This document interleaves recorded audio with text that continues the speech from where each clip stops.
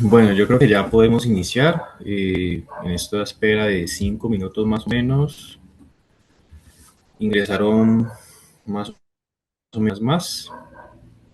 Habemos 68 conectados aquí en la plataforma de Zoom y también pues los que se están conectados a través del link de YouTube. ¿Listo? Entonces vamos a iniciar con este webinar sobre la nueva guía de alimentación pues para nosotros la población colombiana, que esta vez es basada en biodiversidad y alimentación real.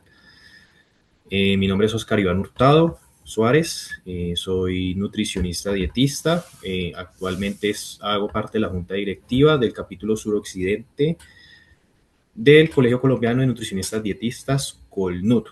Entonces voy a estar acompañando a los dos ponentes del día de hoy como moderador. El tema va a ser las guías alimentarias, las nuevas guías que salieron el año pasado en conjunto con el Instituto Colombiano de Bienestar Familiar ICBF y la Universidad de Antioquia. Y nuestros dos ponentes el día de hoy son los nutricionistas. Hoy nos acompaña Valerín Saurit López, es nutricionista, magíster en estudios culturales y actualmente es candidata a doctora en geografía y ciencias. Ha sido docente de la Universidad Nacional de Colombia, consultora del Banco Mundial, de los Ministerios de Ciencia y el Ministerio de Cultura y de la Organización de las Naciones Unidas. Y el profesor Gustavo Andrés Ediel Giraldo, nutricionista dietista, magíster en nutrición y alimentos y doctor, tiene un doctorado en nutrición y alimentos también.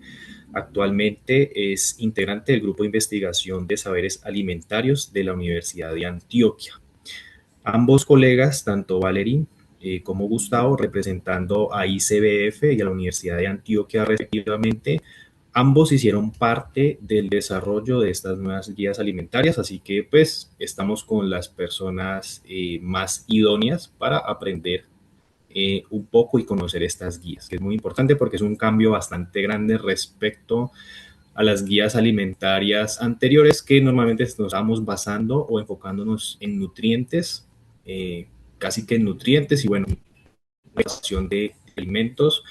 Ahora nos basamos en patrones alimentarios dependiendo de muchos factores culturales, socioeconómicos, incluso de localización o ubicación geográfica. Por algo estas nuevas guías se dividen en 13 territorialidades. Entonces ya, pues, sin más preámbulos, los dejo a los colegas, a Gustavo y a Valerín, para que ya iniciemos con este webinar. Hola, muchísimas gracias a todos y a todas. Muchísimas gracias a Colnut por la invitación. ¿Me escuchan? ¿Me escuchan bien? Bueno, entonces voy a compartir pantalla. Gracias por hacernos llegar estas preguntas.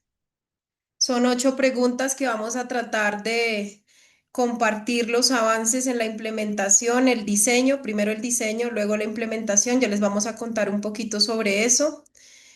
De esta guía alimentaria que pues en un primer momento, en el 2025, 2024-2025, perdón, se hizo en acuerdo se hizo en convenio con el ICBF y la UDEA. En estos momentos estoy en el ICBF como parte del cuerpo directivo, como parte, digamos, mi rol en el ICBF es, yo soy subdirectora técnica de gestión estratégica del derecho humano a la alimentación. Voy a tratar de compartir estas respuestas. Antes vamos a mostrarles un video para contextualizar un poco cómo construimos estas guías, sobre todo lo metodológico en los territorios. Ahí ustedes me ayudan a pasar el video.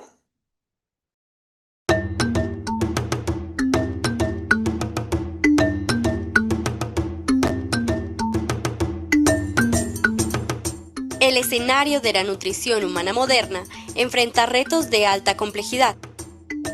La creciente industrialización de los alimentos y la pérdida de tradiciones culinarias ponen en riesgo nuestra salud y la del planeta. La alimentación real y biodiversa surge como una respuesta de cambio al incremento de la venta de productos comestibles y bebibles ultraprocesados.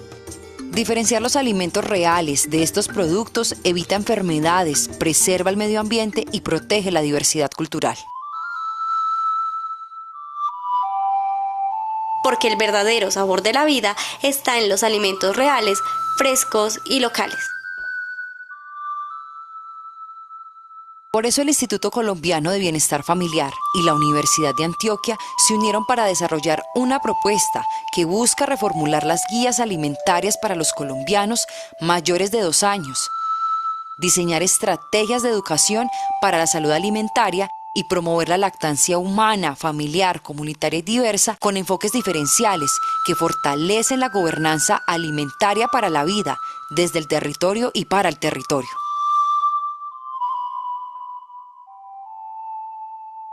Me da mucha felicidad porque no sé, él se expresa más lindo cuando él toma seno. Él se siente una alegría, se hace que... y comienza así como con el labio a dar besitos. O sea, eso me gusta de él, o sea, y me da mucha alegría cuando él hace así. Usted lo viera cómo hace tan bonito. ¿Cierto, tía? Y él cuando está llena bastante, se la toma toitica y siente un alivio. Por eso es que a mí me gusta darle tetas, por eso. Y se lo recomiendo mucho porque eso es más importante de todo. Porque cocinando preservamos nuestra salud y la del territorio. A partir de los 9 años empecé con todo este proceso de la cocinada. La primera persona que me enseñó a hacer cosas básicas fue mi abuela, pero los platos más cotidianos que ella nos enseñó fue hacer el arroz mixto y los tamales, que eran los que se dan en cualquier festín. Ya posteriormente fue mi mamá la que nos terminó de darnos los paso a paso de las comidas que ya eran más complejas. Colombia es un país megadiverso. Cuenta con una rica variedad de alimentos y tradiciones culinarias. Por esta razón, luego de un proceso de investigación, teniendo en cuenta las características ecosistémicas, agroalimentarias y culinarias del país, se definieron 13 territorialidades, desde la Andina Sur hasta las costas del Pacífico, desde la Amazonía hasta el Caribe, que forman nuestro mapa alimentario. Alimentarse bien no es solo nutrirse, es conectar con nuestra tierra, nuestra cultura y nuestra identidad. Sin embargo, la invisibilización de las realidades y los saberes alimentarios locales nos han alejado de nuestros sabores y tradiciones, desplazando nuestros alimentos ancestrales y poniendo en riesgo nuestra biodiversidad. Providencia, en lo largo de la historia, anteriormente los ancestros vivían mucho del campo y del mar. Y era una obligación que cada persona tuviera una huerta por lo menos, y cada hombre en cada hogar sabía el arte de pesca, porque se vivía de la pesca y de la agricultura. Con el tiempo y ya con la relación del país de Colombia, el continente colombiano con la isla, se ha ido desplazando esa parte de la tradición con la entrada de productos ya no producidos en la isla, sino que son traídos del continente. Nosotros anteriormente hablamos de 1930, 1940, nosotros éramos más bien exportadores de algunos productos de acá, por ejemplo, la naranja era exportada de aquí del archipiélago, también el coco, es más, llegamos a tener hasta una fábrica de grasa en la isla de San Andrés. Ahora todo eso está perdido y estamos importando todos los productos. Hay que volver a comer natural y sano como antes. Es urgente volver a nuestras raíces, reconocer las voces y saberes de quienes habitamos este país y ver la alimentación como un derecho vivo. Por eso recorrimos 13 territorialidades de Colombia, priorizando aquellas con alta población infantil y potencial de crecimiento, escuchando diversas voces más allá de las grandes ciudades. Caminando la palabra, en más de 30 diálogos de saberes alimentarios con las comunidades, se trazaron varios factores de cambio para construir un mejor futuro alimentario en Colombia. La soberanía alimentaria, porque en nuestras mesas tomamos las decisiones. el derecho a la alimentación, que se debe defender y cultivar. Modelos educativos para la salud alimentaria. La soberanía hídrica. La construcción de paz territorial. La gobernanza para construir acuerdos que beneficien a todos y todas. La determinación social de la salud, porque si el cuerpo está bien, el territorio está bien. Y si el territorio está bien, el cuerpo está bien. El tejido de saberes para la salud alimentaria. La lactancia humana, familiar, comunitaria y diversa. La decolonialidad para alcanzar la salud alimentaria con pensamiento propio. Apostamos fue a escuchar la voz de las personas, sobre todo de los grupos étnicos que han sido excluidos, como discapacidad, como afros, indígenas, campesinos, campesinas. Esas personas, mujeres principalmente, se escucharon y pudimos hacer una construcción de eso que nos soñamos en términos de alimentación para nuestro país. Con un enfoque o con un resultado muy importante en todas las territorialidades, que es ese sueño de volver a lo propio, de volver a rescatar nuestras tradiciones. El plato tiene poder y esta es una apuesta por la defensa del derecho a la alimentación y el fortalecimiento de la soberanía alimentaria, reconociendo que la salud alimentaria es un tejido que nos une y que nuestra alimentación debe basarse en la riqueza natural de nuestros territorios, en alimentación real y biodiversa. La producción alimentaria acá básicamente era producida por la naturaleza. Las carnes de monte, el pescado, y más adelante el cerdo, que era como un animal doméstico que siempre acompañó a la población. Más adelante fueron las carnes, la carne de res, cuando ya también llegaron algunos personas a dedicarse a la pequeña ganadería. La ganadería era muy familiar, básicamente era para el sustento de la leche y la carne. Había familias que sacrificaban una res y la guardaban para comerla durante 2, 3 meses, solamente la familia. Pero hoy ya eso es historia patria. El camino del alimento inicia en la semilla y la tierra, acompañado siempre por el agua como ingrediente vital. Pasa por las manos que cosechan, que cuidan, que preservan nuestras tradiciones y termina alimentando nuestros cuerpos. Un recorrido que atraviesa montañas, valles y costas, uniendo culturas y sabores. De los papás de nosotros, que nos enseñaron eso, a cultivar. Entonces ya uno va con esa idea. Y ese conocimiento que uno tiene se lo puede transmitir a los muchachos. Hablamos de semillas de vida. Las semillas de vida no es solamente humano. Para sembrar y volver a la cultura de antes. Cómo cuidar una planta, cómo respetarla y saber que de ahí vienen nuestros alimentos, que son los que nos protegen.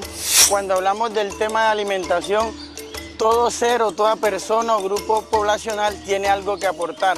Y esperamos que sigan viniendo y que sigamos compartiendo. Colombia, alimentación real y biodiversa.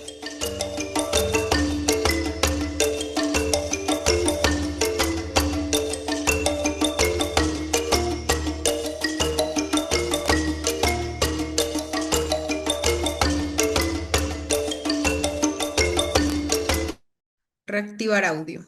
Ahí me escuchan. Bueno, sí, muchas gracias. Bueno, esto fue una introducción que, como ustedes vieron, pues explica un poco sobre todo lo metodológico, el despliegue territorial. Esto fue un esfuerzo muy grande llegar a 13 regiones, 13 territorialidades de Colombia. Ya ahorita vamos a hablar porque también hay una pregunta que ustedes nos hicieron sobre cuál es la representatividad y cómo fue la escala, por qué escogimos esos territorios.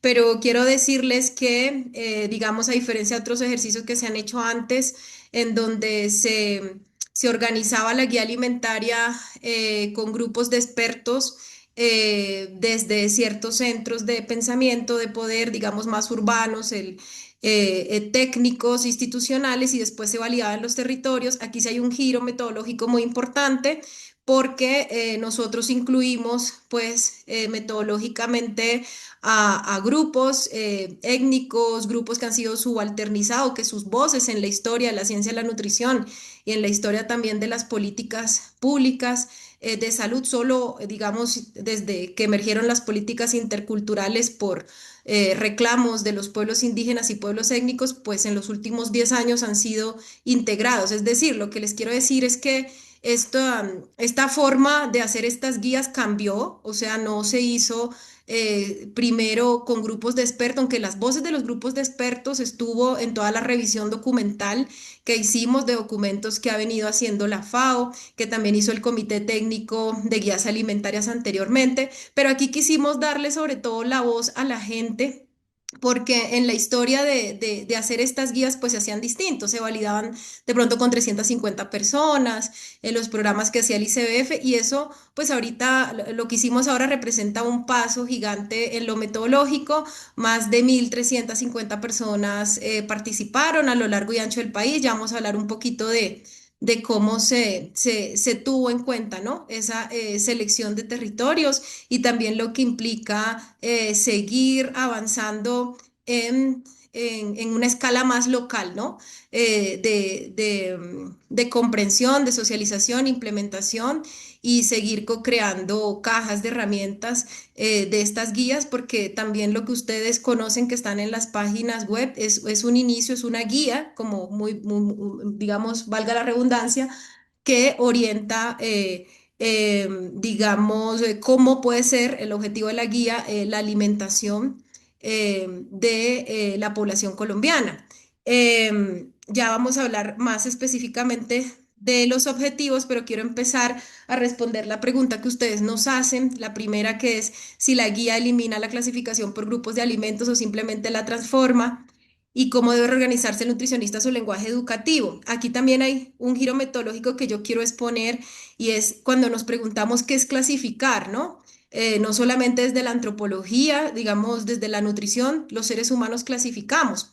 Y cuando clasificamos los alimentos, los podemos clasificar en nutrientes como nutricionistas. Digamos, eso tiene una historia de cómo empezó la misma ciencia de la nutrición en el siglo XVII a entender que los alimentos tenían nutrientes. Pero digamos uno se encuentra con pueblos indígenas y le dicen, ah, pero cierto alimento para mí de pronto no están hablando en nutrientes, para ellos están hablando de espiritualidad, ¿sí? O digamos cuando analizamos los paisajes alimentarios, que es una forma metodológica de hacer estas guías, nosotros vemos cómo pues en los territorios hay muchas formas de entender el alimento, ¿sí? La nutrición es uno más, una forma de entender los alimentos y de clasificar los alimentos. De hecho, en la historia de estas guías alimentarias, en la década de los 60 se clasificaban los alimentos. Aquí voy a mostrar que tengo unas imágenes de la década de los 60, incluso desde la década de los 20, digamos, los médicos pensaban cómo clasificar la comida, la alimentación, y en temas de nutrientes, pues se hacían guías alimentarias basadas en nutrientes. Desde 1992, digamos que la FAO, que es la Organización de Naciones Unidas que ha estado a cargo de dar asistencia técnica a los países para diseño de guías alimentarias, pues encontró con su grupo de expertos y revisando las guías que pues también esa clasificación de nutriente pues era una forma que de pronto hacía perder un poco la comprensión de la gente de a pie y que era mejor clasificarla por alimentos. Ahí hay unas cuestiones que uno dice, bueno, pero son grupos de alimentos al final reagrupados en nutrientes, como clasificamos, ¿no? Entonces, han salido otras guías, estos son antecedentes, la guía anterior también clasificaba en forma de nutrientes. Se está escuchando. Apaguen sus micrófonos, se está escuchando el retorno. También clasificaba en forma de nutrientes, pero cuando ustedes ven estos grupos, pues las frutas, verduras, por ejemplo, se clasifican en un grupo de alimentos, pero pues al final comparten unos nutrientes fuentes, ¿no? Entonces ahí hay una amalgama entre lo que es un nutriente que se comparte en ciertos grupos de alimentos. Pero pues como les digo, hay otras formas de clasificar. Ahorita, por ejemplo, en el ICBF estamos avanzando en una caja de herramientas en donde vemos las múltiples caras de los alimentos. múltiples caras de los alimentos porque una cara es la nutricional, una forma de clasificar, otra cara del alimento puede ser lo espiritual, otra cara puede ser lo socioeconómico. Entonces, cuando ustedes nos preguntan, ¿y cómo hace una nutricionista en esta pregunta para reorganizar su lenguaje educativo? ¿Qué quiso esta guía? Que esta guía se vea ambiciosa, es interdisciplinaria y no solamente quiere hablar de los nutrientes de los alimentos, porque esa es la tendencia que se venía y que nosotros revisamos y es el giro que se le da. El nutricionista está en la capacidad, en la academia, se forman a los profesionales en nutrición y dietética, hablando específicamente de los profesionales de nutrición y dietética, para entender sistemas alimentarios, ¿no? Para entender disponibilidad de alimentos.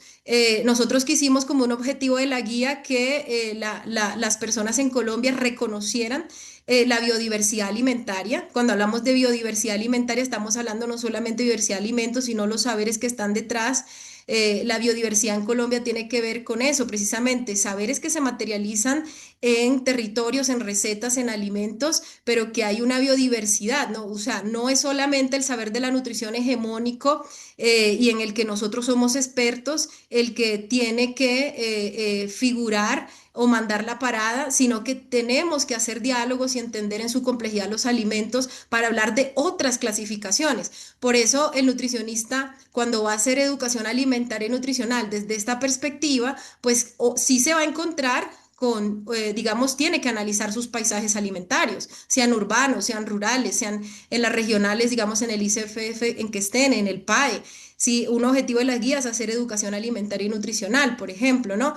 Y desde esos sistemas y paisajes alimentarios y sus problemáticas, sus retos, pues también hacer el diálogo con los nutrientes, o sea, hacer una traducción a nutrientes. Por eso ustedes ven que la clasificación acá también habla de nutrientes, de grupos de alimentos en donde hay unos nutrientes, pero ya el profesor Gustavo va a explicar más cómo también nos inspiramos y triangulamos, digamos, como la clasificación NOVA que trae algo nuevo y es que no incluimos solamente, o sea, no es nutrientes, sino es el grado de ultraprocesamiento de los alimentos. Ustedes van a encontrar algunos grupos de alimentos como los ingredientes culinarios, porque no quisimos representar en el diálogo técnico con las comunidades, con quienes participaron aquí y con los análisis que sacamos, el grupo, por ejemplo, anterior de grasas y de azúcares, porque hay un tema con la representación y es que lo que tú muestras también tiene un arma de doble filo. ¿Quieres mostrar azúcares o dividir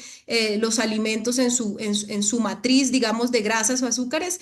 Eso para muchas personas no se han evaluado las guías alimentarias para ver ese tema de la representación social de los alimentos, pero no queríamos mostrar a los grupos sueltos de grasas y azúcares, por eso los agrupamos en ingredientes culinarios, pero ya el profesor Gustavo ahorita les va a explicar eso con muchísima mayor profundidad y la evidencia científica que está detrás, que es la pregunta número 3 y 4.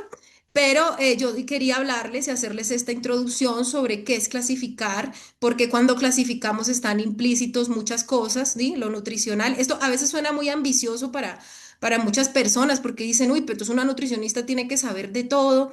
Y si ustedes ven aquí los elementos de este icono nacional de la chamba, está el agua, está el río, están las prácticas, la actividad física, porque es que nosotros cuando hacemos educación alimentaria y nutricional debemos hablar de todo un universo y una complejidad para llegar a un objetivo nutricional también, ¿sí? Y un objetivo que cuida la vida, que cuida cuerpos, territorios. De hecho, pedagógicamente y en concreto, porque también nos han llamado la atención de que esto para algunas personas no suena tan concreto, lo que quisimos hacer, en medio de meter todas estas variables, es cómo nosotros reconocemos esa biodiversidad alimentaria en los territorios, en los diversos lugares donde estamos, que son diferentes, y los bajamos a un plato. O sea, del territorio al cuerpo y viceversa, del cuerpo al territorio, ¿sí? Entonces, esa fue como el giro que le dimos. De hecho, las compañeras, las colegas, los grupos que han venido diseñando guías anteriormente se acercaron un poco a esto. Si ustedes ven la guía 2015, también en la introducción dice Colombia come biodiverso. Pero pues aquí lo que quisimos hacer también desde una apuesta artística, política, estética, es montar desde el arte, ¿no? Y desde esta representación esa biodiversidad. Esta biodiversidad que se presenta en el icono nacional, pues también es una escala nacional. ¿Qué quiere decir eso?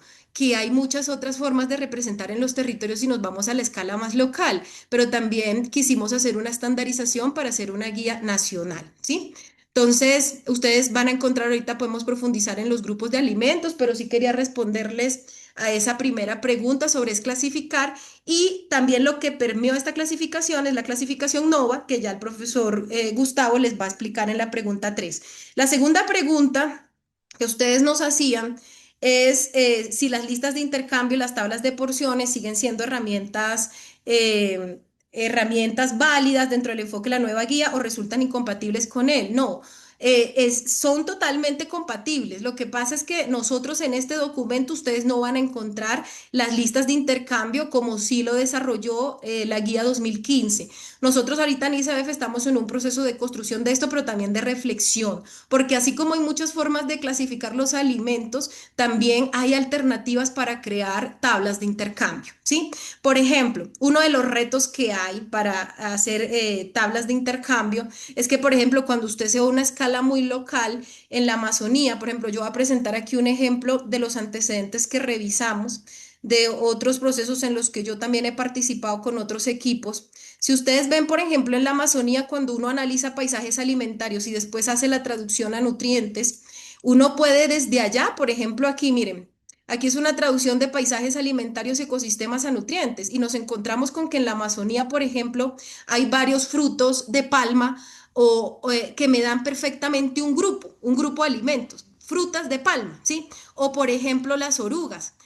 Como hay tantas orugas distintas a lo largo del año, me puede dar un grupo de alimentos en esa clasificación de nutrientes. Las orugas son ricas en grasa, en proteína, entonces yo agrupo de abajo hacia arriba. Sí, es una metodología de análisis de paisaje, análisis de ecosistema y traducirlos a nutrientes. Eso básicamente es. Esto que ustedes están viendo acá no lo van a encontrar en la guía como tal. Es un antecedente, está nombrado en los antecedentes, ¿sí? Pero lo que les quiero decir, el icono nacional le sirve a escala nacional a las personas, a los facilitadores, a los nutricionistas para hacer réplicas de esta metodología. Pero si ustedes van a un paisaje, no sé, selva húmeda tropical en Guapi, por ejemplo, que también era otra forma de representar, o cuando están allá en La Guajira, en el desierto, ustedes van a encontrar otros retos y van a poder clasificar grupos de alimentos distintos. Claro, aquí hay unas cuestiones que nos retan a los nutricionistas y es porque a veces nosotros no sabemos ni siquiera la información nutricional que tiene. Nosotros en el ICBF estamos avanzando en mejorar las tablas de composición de alimentos colombianos que ustedes saben que desde la década de los 60 se produce. Pero miren, hay metodologías en los territorios. Yo cuando llegaba al Amazonas, pues yo no conocía tampoco que las orugas eran ricas en grasa y en proteína hasta que hice revisión de fuentes secundarias y la metodología corporal, la etnografía corporal. Ustedes ponen el cuerpo como nutricionistas y van probando y van entendiendo las cocinas y van viendo cómo se cocina esto y tienen algunas hipótesis y van organizando sus intervenciones. Digo esto porque es que ustedes como nutricionistas en su quehacer y la misma academia que saca tesis, que saca investigaciones, puede hacer esto y ampliar porque es que la diversidad de todo esto es muy grande. Entonces, a nosotros como ICF podemos hacer un plan de implementación que estamos en eso y nos dan un año, un plan de implementación un año, 5 años, pero el día que la ciencia coapte todo esto y entienda todo esto, pues es imposible, porque la misma ciencia es una construcción con la gente dinámica, cambiante, entonces son retos, digamos ahorita que estamos invitados por Colnut, para que desde la academia y desde el mismo quehacer de nutricionistas puedan ver esto. Pero bueno, estos son ejemplos, lo van a encontrar en los antecedentes. Y para concluir, pues estas listas de intercambio están por hacerse más concreto, pero desde los territorios. O sea, nosotros no quisimos sacarlas a escala nacional, así como lo sacó la guía 2015, porque nos parece que iba también en contra de partir de abajo hacia arriba en la construcción de conocimiento. Y yo creo que es que ahí está el reto. Estamos viendo con las regionales cómo lo sacamos más aterrizados desde estos ecosistemas tan diversos que les decía. También otra cosa muy concreta que puede servir, si uno se lo piensa en lista de intercambio, es la clasificación NOVA que el profesor Gustavo ya va a explicar, porque a veces dicen, bueno, pero en concreto, ¿cómo doy yo la la educación alimentaria y nutricional. Estábamos acostumbrados a las listas de intercambio. Eso es una forma, ¿sí? Y hay que hacerla, no estamos diciendo que no. Pero la clasificación NOVA también permite prácticamente entender por el grado de ultraprocesamiento de alimentos estos temas. Ya se los dejo al profesor Gustavo para que continúe. Y también se pueden hacer recomendaciones muy puntuales de alimentación. Entonces, dejo ahí, Gustavo, para que sigas con la tercera pregunta. Muy bien, bueno, muy buenas tardes. Por favor, confirmar si me escuchan. Sí, profe. Ok, y ahí mi presentación se ve. Sí, señor, sí se ve. Bien, muchas gracias. Bueno, primero quiero saludar, agradezco mucho la invitación que se está haciendo en este importante espacio gremial del país, donde nos unimos los nutricionistas. También estoy pues muy grato estar de nuevo con el ICBF en representación, en este caso, de Valerie, que hizo parte del proceso de la guía como Universidad de Antioquia y ahora está como ICBF. Eso es maravilloso. Y quiero además mencionar que, aunque Valerie ya hizo una grandiosa introducción, que precisamente uno de los grandes cambios que se está haciendo en la guía es darle honor a su nombre, ¿cierto? Que es una guía para la población colombiana. Nosotros como gremio de nutricionista tenemos que entender que no puede resumirse en un mero documento técnico para el uso del profesional en nutrición y dietética para nuestro ejercicio. Eso es importante entenderlo porque siendo para la población colombiana hay varios sectores precisamente que hablan de la alimentación en el país, pues esta guía trata de abarcar eso. Además, porque hay un llamado constante de que se dé una mirada sistémica o ecosistémica, que es la que tenemos en la guía del proceso alimentario y en este caso la alimentación no empieza en la boca ni solo hablando de nutrientes, sino que empieza en la tierra, en la forma en que comercializamos, en la forma en que preparamos y en la forma en que llega al plato. Eso también hace parte en los procesos de alimentación y la guía lo está intentando abordar. Y por supuesto, también lo que pasa de la boca hacia adentro. Entonces, eso es una primer asunto que quería mencionar. Lo otro con respecto al video, es importante también reconocer el trabajo metodológico que se hizo. Valerie también lo mencionó, hay un cambio, un giro en la forma en que se construyó esta guía. Uno de los más grandes es que es un proceso de co-construcción, no un grupo de expertos en cuartos cerrados en Bogotá tratando de estimar qué es lo que la población debería comer con una sola racionalidad desde el Estado y los demás, nosotros haciendo caso, sino que es un proceso de co-construcción de abajo hacia arriba, desde las territorialidades, en una metodología que se llama prospectiva, es decir, repensándonos cómo sería el mejor futuro alimentario de nuestro país con las comunidades desde las territorialidades en diálogo de saberes. Ahí participaron más de 1.300 personas, como dice Valerín, y alrededor de esto más de 40 profesionales de diferentes áreas del conocimiento, pero relacionadas con alimentación. Entonces eso es importante reconocerlo. Hay unos documentos, Oscar, si me ayudas, porfa.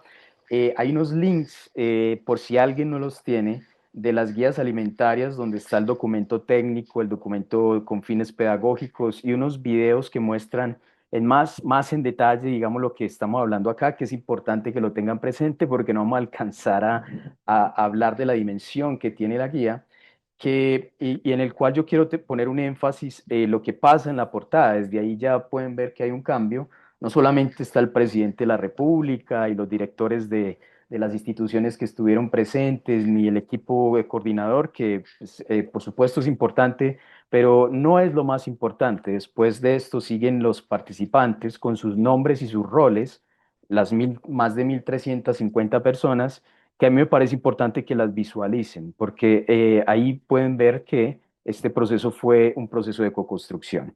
Entonces, Oscar, si puedes compartir los links, te agradecería. Bueno, quiero complementar un poquito sobre las dos preguntas que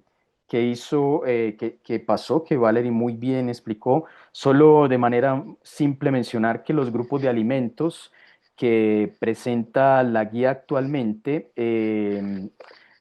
están presentes en el capítulo 10 del documento técnico, por si alguien quiere entrar. Ahí está la justificación de los 7 grupos que tiene la actual guía de alimentos. Entonces, la respuesta es que es una transformación, no es una eliminación de los grupos. Y esos grupos están precisamente definidos según la concepción de alimentación real y biodiversa. ¿Qué quiere decir alimentación real? Enseguida lo vamos a ver en detalle. Quiere decir que elimina todos los productos comestibles y bebibles ultraprocesados como una posibilidad de intercambio, en términos técnicos, pues como profesionales de nutrición, y utiliza como base indicadores de diversidad alimentaria que ya se ha venido estableciendo desde hace mucho tiempo. ¿Por qué? Porque estas dos situaciones ocurren en los grupos actuales de la guía. El primero es porque los productos comestibles y bebibles ultraprocesados ya están muy relacionados, enseguida vamos a ver eso, con las enfermedades crónicas que son más prevalentes en nuestro país y que además están asociadas con mortalidad prematura. Más o menos entre el 4 y el 5% de las muertes en Colombia prematuras están atribuidas al consumo de estos productos. Hay un estudio ya publicado sobre esto. Entonces no podíamos seguir recomendando productos que nos están haciendo mal para la salud. Entonces primero es eso, alimentación real. Y lo segundo, biodiversa, la diversidad alimentaria, que es un asunto que se ha estudiado demasiado frente a la calidad de dieta. Nosotros como nutricionistas sabemos que la diversidad alimentaria es un fundamento de la calidad de dieta.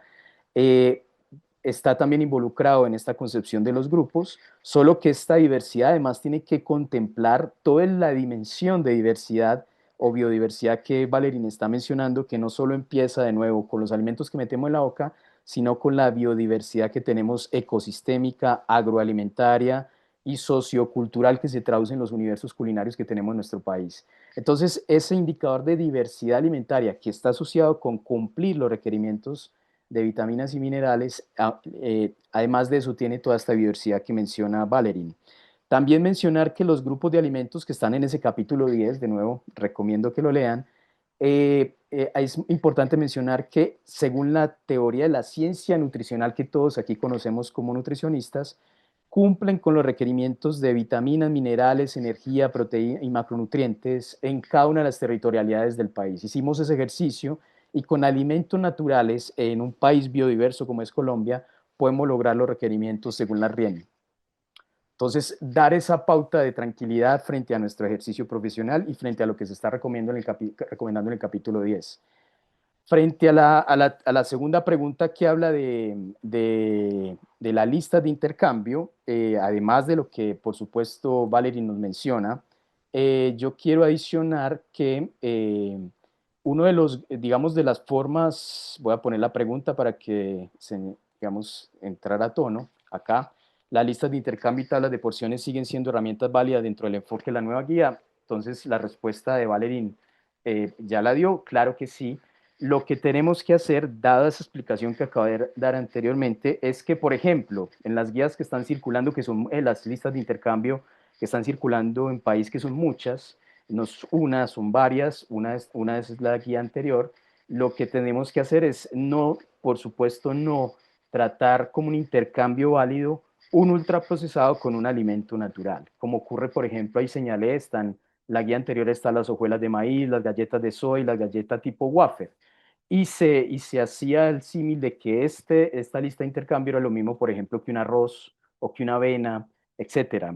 Ya con lo que voy a explicar enseguida, que es todo el tema de la clasificación NOVA, ya sabemos que no es lo mismo en términos de salud. Consumir un ultraprocesado con un alimento natural no es lo mismo por las razones que enseguida vamos a ver. Entonces, una de las formas que podríamos utilizar estas listas de intercambio mientras se da el proceso que Valerín menciona, es decir, un proceso de construcción desde las territorialidades y de la mano del Estado, es no hacer intercambio con los productos comestibles ultraprocesados, sino utilizar los alimentos naturales que están ahí y lo más importante es incluir los alimentos de cada territorialidad.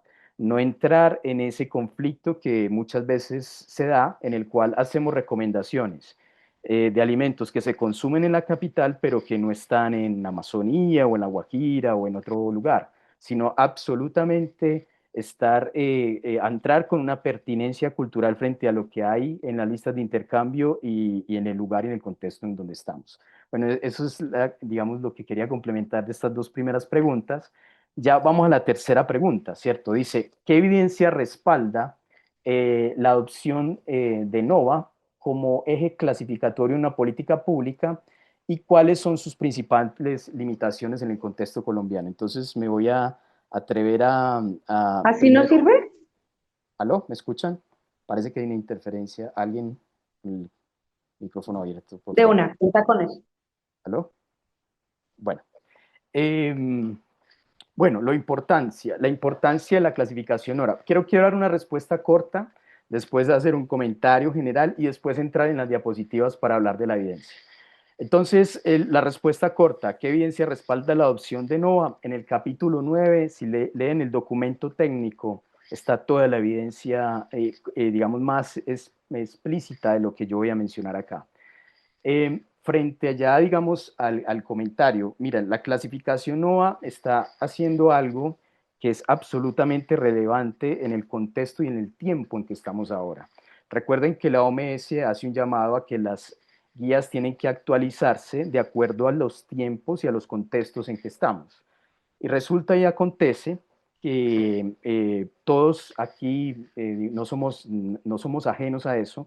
Cuando vamos a los supermercados o cuando vamos a los lugares donde adquirimos alimentos, incluso las plazas de mercado en algunos casos, no todo lo que vemos para adquirir ya es alimento que nos hace bien para la salud. Mucho de lo que está rondando en el sistema alimentario desde hace décadas también es comestible, es decir, se puede incluir en la dieta, se puede comer, pero nos está haciendo mal para la salud. Está relacionado con las enfermedades que, de nuevo, más prevalentes en el país y además está asociado con mortalidad prematura. La clasificación NOVA nos está permitiendo hablar entonces de alimentación real y biodiversa, que es el título de la guía, y por lo tanto nos está permitiendo reconocer lo que realmente nos alimenta y está asociado con el proceso de la vida y lo que está siendo comestible, o lo que es comestible, pero que nos está enfermando y generando mortalidad prematura. Entonces, esa es la gran aporte que está haciendo en términos muy prácticos la clasificación NOVA.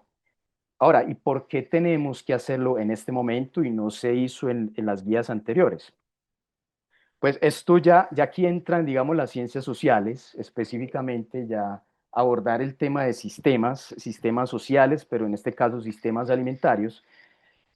Lo que muestra la evidencia es que desde hace unas décadas, especialmente con la revolución industrial y científica, hemos entrado en unas dinámicas tecnoindustriales, específicamente en todos los procesos de la vida y también en la alimentación, con intereses netamente comerciales. Eso, digamos, está incluso en el imaginario de lo que es desarrollo, y con esas transformaciones de la alimentación con procesos tecnoindustriales, con intereses comerciales, se han creado productos comestibles y bebibles ultraprocesados que generan adicción, que están incluyéndose en nuestros patrones alimentarios y que, de nuevo, están relacionados con las enfermedades que más prevalentes actualmente, especialmente las enfermedades crónicas, y con tener mortalidad prematura.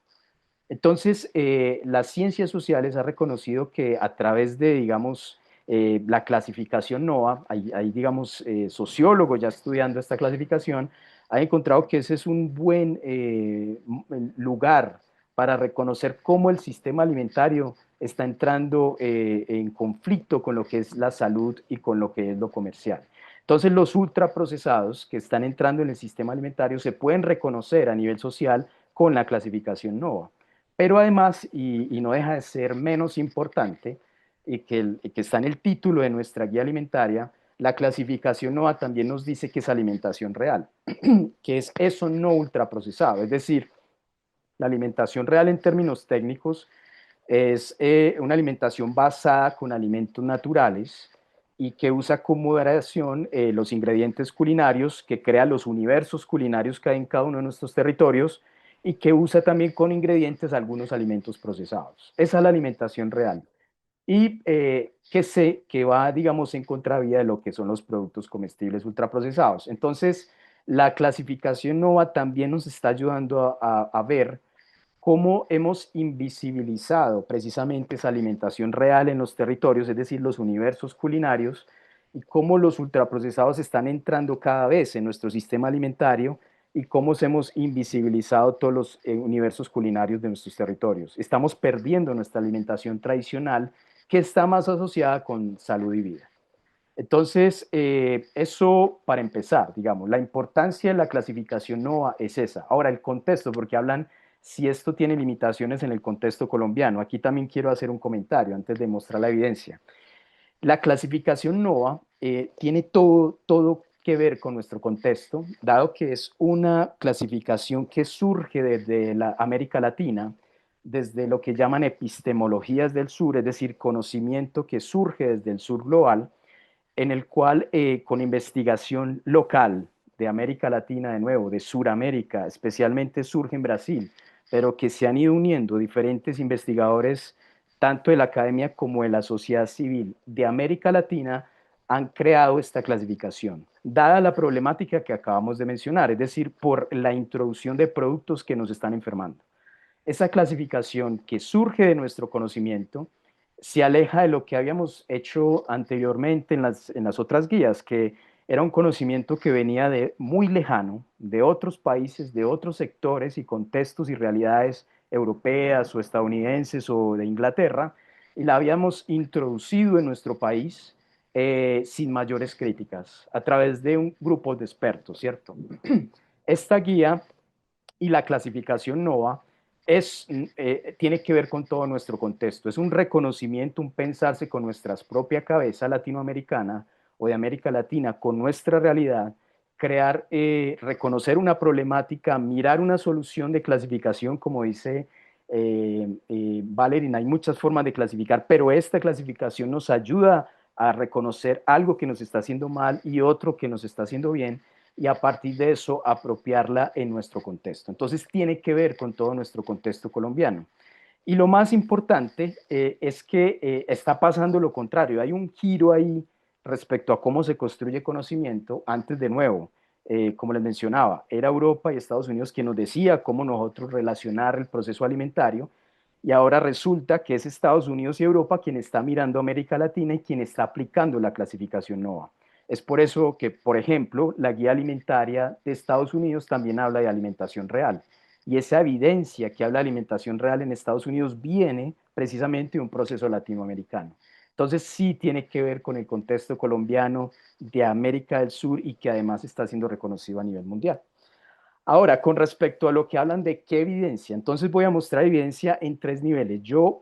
Hay una primera parte que voy a mostrar en las diapositivas de esa evidencia, que yo ya había mencionado en un contexto, en otro webinar de Colnud también. Entonces esa parte voy a pasar un poco más rápido porque seguramente también la han escuchado, igual esto va a quedar grabado. Y quiero dar un énfasis especial frente a la evidencia que recolectamos en la metodología de esta guía alimentaria. Es decir, hay evidencia científica sin conflicto de interés por todos lados. Ustedes se meten a PubMed, a Internet, donde quieran, o con la inteligencia artificial, si les parece. Busquen evidencia sobre la clasificación NOVA en términos de, sin conflictos de interés en términos de salud, y le van a salir muchos metaanálisis frente a cómo el consumo de ultraprocesados se relaciona con enfermedades y muerte, y cómo la alimentación real se relaciona con salud y vida. Hay evidencia en política pública nacional e internacional, es decir, nosotros ya en Colombia tenemos política pública con la clasificación NOVA. Les voy a mencionar 2. Una es el etiquetado frontal de advertencia, que se aplica solo a los productos procesados y ultraprocesados.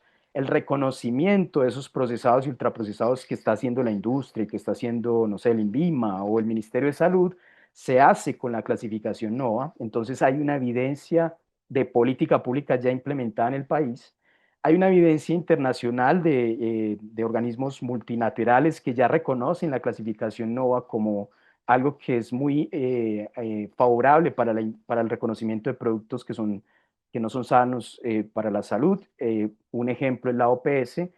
Y otra evidencia que voy a mostrar enseguida en un video de 2 minutos y otros asuntos, de cómo nuestras propias comunidades o nuestras abuelas, si ustedes le preguntan a las abuelas si esos productos que nosotros vemos por ahí, que ya sabemos que son ultraprocesados, son favorables para la salud, ellas mismas saben que no es comida saludable. De hecho, en el argot popular le llamamos comida chatarra. Entonces, esas son las tres evidencias que voy a mostrar rápidamente. Entonces, como les decía, la clasificación NOVA nos permite hablar de una alimentación real y biodiversa, que es el título de la guía, y está permitiendo reconocer lo que realmente nos alimenta y lo que, siendo comestible, que eso está generando una confusión, especialmente en los niños y adolescentes, que son los que más consumen estos productos, nos está enfermando y generando mortalidad prematura.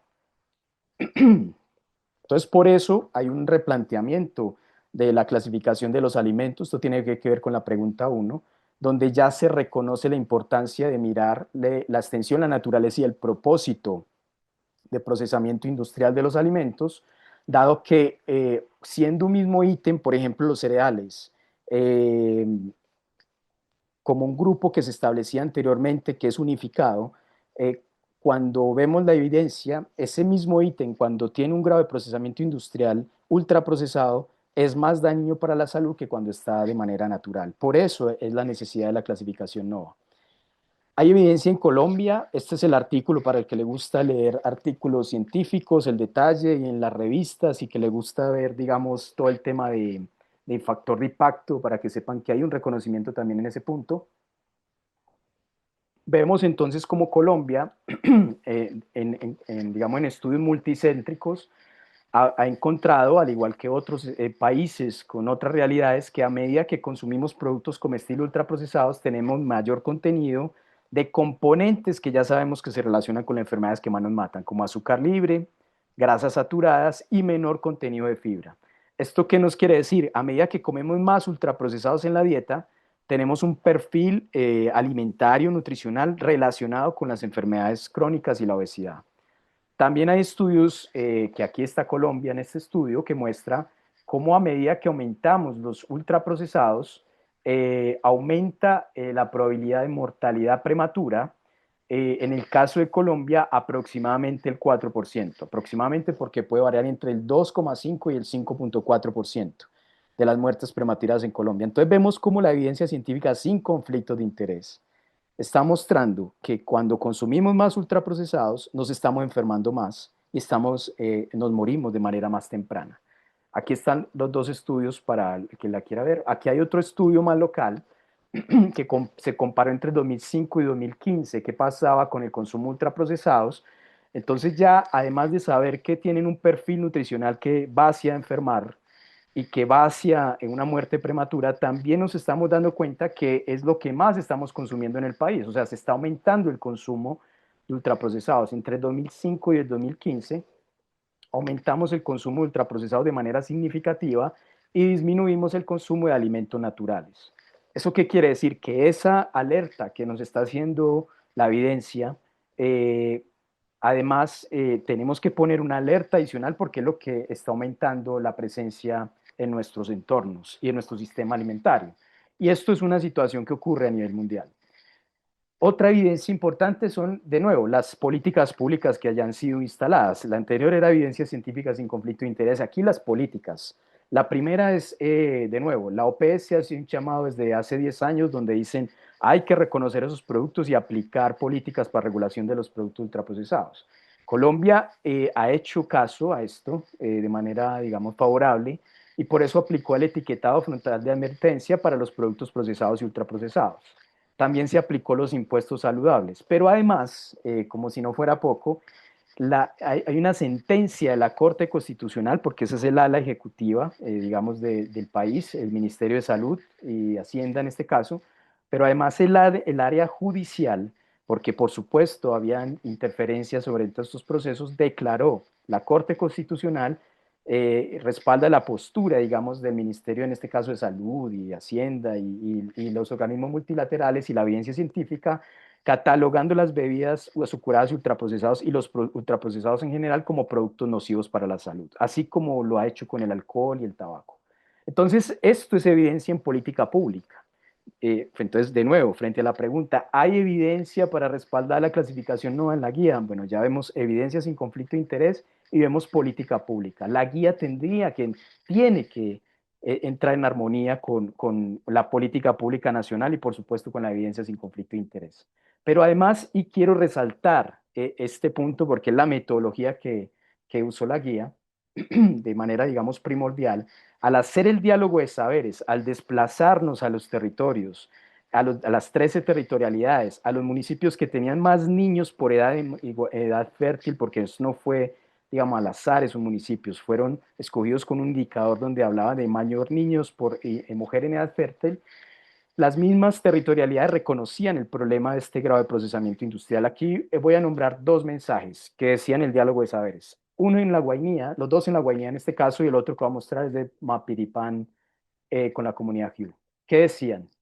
Consumir alimentos naturales de la región con el fin de evitar diferentes tipos de enfermedades crónicas que causan estos ultraprocesados. Eso se decía en 2024 en diciembre.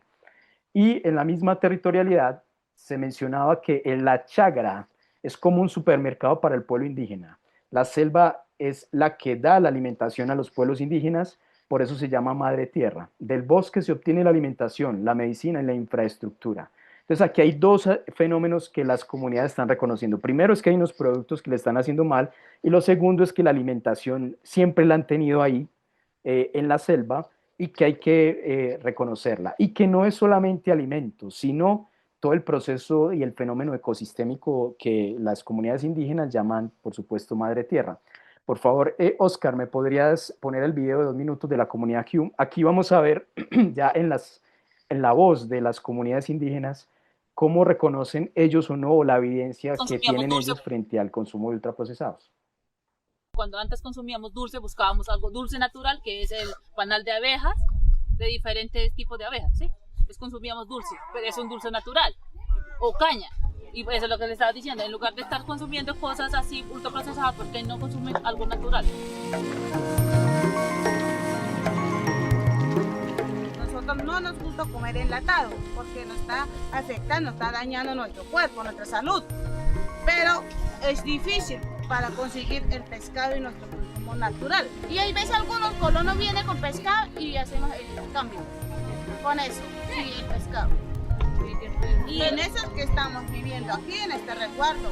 Lo que han manifestado es que hay muchos casos acá en el resguardo de diabetes, que la mayoría de personas, sobre todo adultos, están enfermas, que ya es imposible de regular eso. Pero hay un desconocimiento del por qué ese diagnóstico.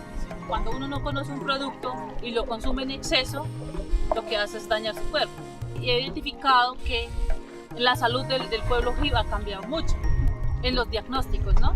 Porque antes nos enfermábamos por dengue, por una enfermedad tropical, normal, ¿sí? Pero ahorita hay diagnósticos de hipertensión, diabetes. Es muy recurrente. Y ahorita me están diciendo que hay muchos casos y están elevadísimos dentro de acá del resguardo, diagnósticos o personas diagnosticadas con diabetes y están quedando sin visión.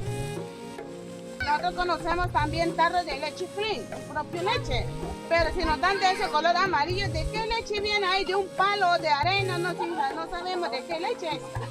Y eso nos puede dañar el estómago de los niños.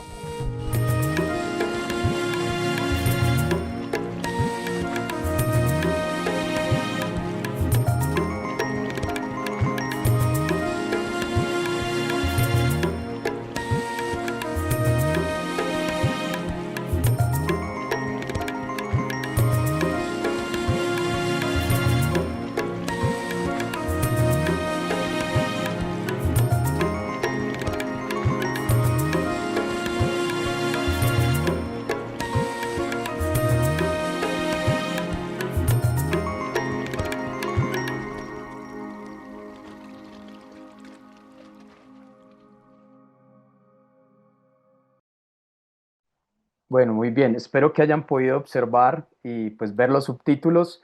Y de nuevo, quien pueda verlo, porque ahí les dejé el link, en 2 minutos pues se pueden observar y se pueden dar cuenta de, de algo que es, digamos, evidencia también.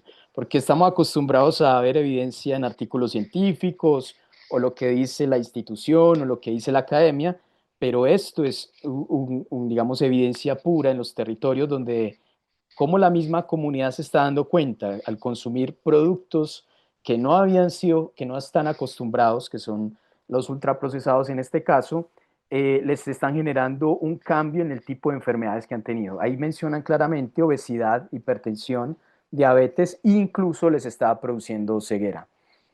Entonces, para resumir frente a la pregunta, ¿qué evidencia respalda el uso de la clasificación NOVA en la guía alimentaria? Pues ya he mostrado tres tipos de evidencia.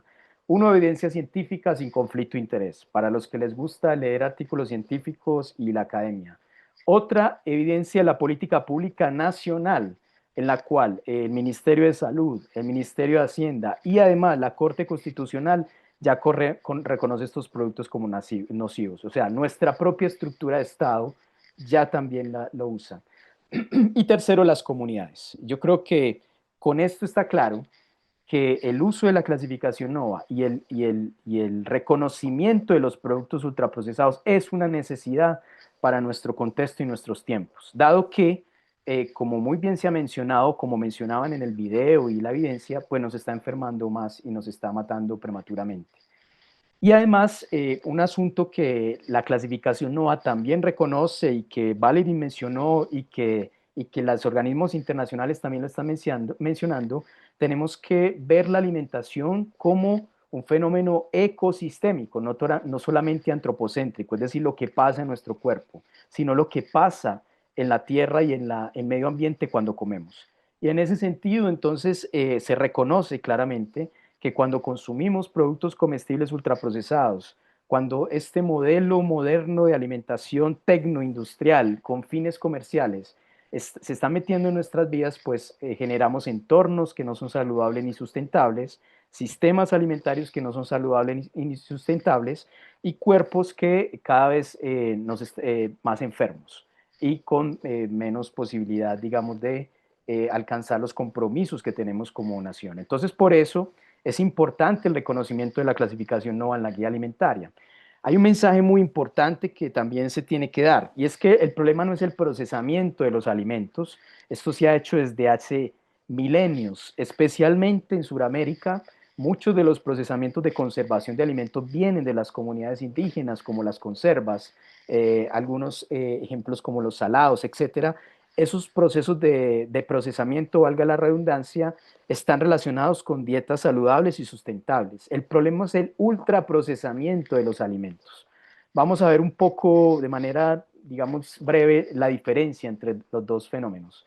El procesamiento de alimentos que genera dietas saludables, solidarias y sustentables son las formas de procesamiento de alimentos que han venido de manera ancestrales, en las cuales el relacionamiento con el alimento se da de manera armónica entre el humano y la naturaleza, como vemos estos ejemplos acá, en el mar, en el campo e incluso en comunidades organizadas milenarias, donde han tratado la naturaleza de manera armónica y a partir de eso se generan alimentos naturales. Esos alimentos sin procesar pueden llegar a tres lugares o tres formas de clasificar. Consumirlos directamente a través de, no sé, las frutas, especialmente el banano, el mango, etcétera, pueden irse directamente al consumo como alimentos naturales o mínimamente procesados. Pueden usarse como ingredientes culinarios procesados, como hemos hecho, por ejemplo, con la panela, como hemos hecho con la mantequilla, como hemos hecho con la sal. Son extracciones de los alimentos naturales, solo extracciones, sin agregar mucho más, extracciones de alimentos naturales que hemos usado. Por eso la clasificación no habla de propósito de procesamiento industrial para agregarlo a los alimentos naturales o a las preparaciones culinarias. Entonces también puede llegar a ese proceso o pueden generarse alimentos procesados que han entrado culturalmente en nuestra alimentación y que usarlos de manera moderada no cambia, digamos, nuestra salud, como el bocadillo, como los panes de panadería, como la arepa, etcétera. O sea, pasan por la industria, generan procesos de procesamiento que son nobles con el alimento y que tienen una finalidad de conservar. Por eso esas formas de procesamiento que son nobles, en este caso como la remoción de partes no comestibles, el secado, el enfriamiento, la congelación, la pasteurización en general de lácteos y no lácteos, la fermentación natural, la molienda, el prensado, el enlatado, el embotellado, son formas de procesamiento que van en coherencia con una alimentación saludable y sustentable. Y esto lo que genera es, finalmente, esto va a la cocina, que son los laboratorios que todos tenemos en nuestras casas, o la mayoría de nosotros, que generan los universos culinarios con los cuales hemos coevolucionado por miles de años en cada territorialidad. Entonces, miren que el problema no es el procesamiento de los alimentos ni los procesos industriales, porque detrás de esto hay industria. El problema, como les mencionaba, es el ultraprocesamiento de los alimentos, que en Colombia ya no llamaríamos alimentos, sino productos comestibles y bebibles ultraprocesados, según la guía. Esta forma de tratar el alimento es una forma que generalmente no es armónica con el medio ambiente, se dan monocultivos o incluso en lugares encerrados para los animales. Esos alimentos sin procesar, miren que ya no van directamente a nuestras bocas ni a nuestras cocinas, sino que pasan directamente o continúan los procesos industriales que siguen una gama de procesos de ultraprocesamiento que primero lo que hacen es extraer sustancias de estos alimentos sin procesar, después las modifican con diferentes procesos múltiples que no alcanzaría aquí a mencionarlos todos.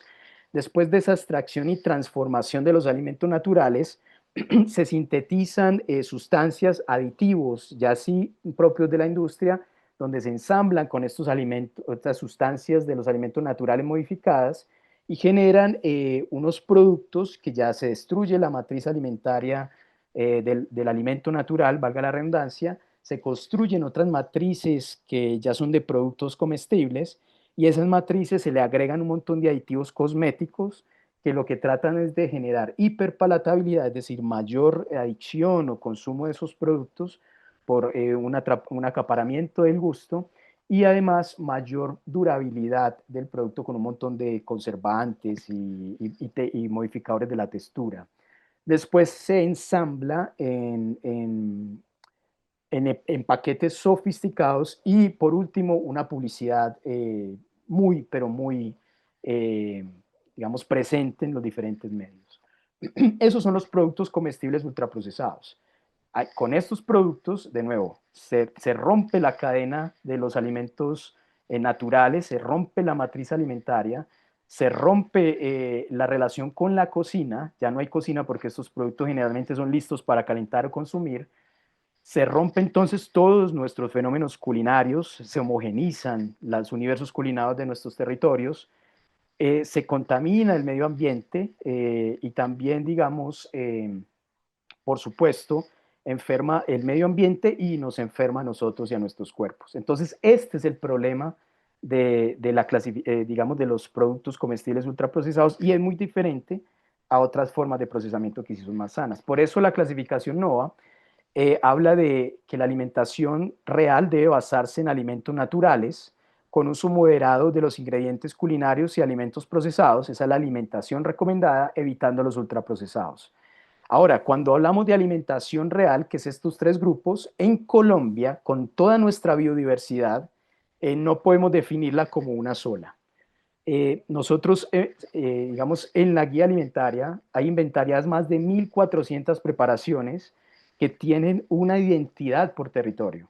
Que esto es lo maravilloso, es decir, no solamente estamos hablando de tres grupos de alimentos, sino de lo que surge de esos tres grupos de alimentos, que son procesos, de nuevo, que han sido milenarios, que se traducen en culinaria viva en nuestro país, que no la podemos seguir perdiendo por el consumo de estos productos que a toda costa no nos convienen.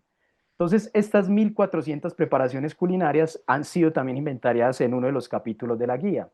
Y cada una de esas preparaciones, como les decía, tiene una identidad. Aquí menciono algunas dentro de estas 1.400, pero claramente esto lo que nos está diciendo es que si vamos hacia la alimentación real y biodiversa, como vemos acá, tenemos que reconocer también esos saberes territoriales que se adhieron en el diálogo de saberes en los territorios, en los cuales esto suena un poco lógico, pero no lo estábamos haciendo en la guía anterior, creo yo, y en esta sí se está dando un realce importante, y es que no podemos recomendar, por ejemplo, sopa de cangrejo en la zona llanera o Amazonía, cuando lo que se consume es en la insular Caribe. Y no podemos recomendar, en este caso, ajiaco santafereño, por ejemplo, en la depresión Momposina y Mojana. Por supuesto, si se da ahí, maravilloso, Pero lo que queremos o lo que se está mostrando acá es que los procesos de alimentación y de la alimentación real tienen una historia y un contexto de un desarrollo biocultural de ensayo-error que viene desde hace muchísimo tiempo y la guía lo reconoce. Bueno, ya voy terminando esta parte para seguir con las demás preguntas. Entonces, técnicamente la alimentación real o lo que hace la clasificación NOVA es reconocer que esta alimentación real se alinea con el grupo 1 de la clasificación NOVA, es decir, los alimentos naturales o mínimamente procesados. Nuestra alimentación debe basarse de ese tipo de alimentación, combinando moderadamente los ingredientes culinarios y los alimentos procesados, que ya están desde hace tiempo en nuestro sistema, pero en ningún caso incluir los productos comestibles y bebibles ultraprocesados. Es una propuesta integral, ecosistémica, que reconoce los universos culinarios, coherente con los tiempos actuales, pero también con nuestra historia. Y además, siendo nosotros nutricionistas, decir que cumple con las necesidades alimentarias a nivel individuo, hogar y territorialidad, según las recomendaciones de la RIEN. En el capítulo 10, que les mencionaba anteriormente, están todos esos cálculos y pueden ver cómo se cumplen los requerimientos. Ahora, para ir más en detalle de la clasificación NOVA, yo les recomiendo leer el capítulo 9, que habla de la clasificación NOVA y que muestra cómo, aquí de manera más gráfica, muestra cuáles son esos alimentos naturales a priorizar o mínimamente procesados, los que hay que moderar, que son alimentos procesados o los ingredientes culinarios que están acá, y evitar a toda costa los productos comestibles ultraprocesados. Por supuesto, hay ingredientes culinarios que también están siendo ultraprocesados, que tenemos que prevenir, y también hay ingredientes culinarios que tienen características de alimentos naturales, solo que, por supuesto, por nuestro propósito y lo que hemos construido en nuestras cocinas, se usan como un ingrediente como el tomillo, la pimienta, y asuntos como la sal, la mantequilla o el azúcar, esos son los que realmente tenemos que moderar más.